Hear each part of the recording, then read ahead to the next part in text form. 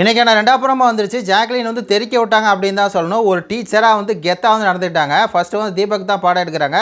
உங்களுக்கு தான் எல்லா விஷயம் தெரியும்னு சொல்லி நினைக்காதீங்க, தெரியும் சொல்லி மண்டையில் வந்து கனத்தை வந்து ஏற்றிக்காதீங்க அப்படிங்கிற மாதிரி ஒரு கொஸ்டினை கேட்குறாங்க. அப்படி தீபக் மூஞ்சி வந்து பஞ்சராய் போன மாதிரி இருக்குது. ஏன்னா இன்றைக்கி காலையில் வந்து அந்த ரிவ்யூவில் வந்து சொல்லியிருப்பார், உனக்கு வந்து மாரலும் தெரில ஒன்றும் தெரில, நீ எல்லாம் என்ன மாரல் டீச்சர் அப்படின்னு சொல்லி எகத்தெல்லாம் பேசியிருப்பார் இல்லையா. அதனால தான் உனக்கு எல்லா விஷயம் தெரியும் சொல்லி நீ நினைக்காத அப்படிங்கிற மாதிரி கேட்டாங்க.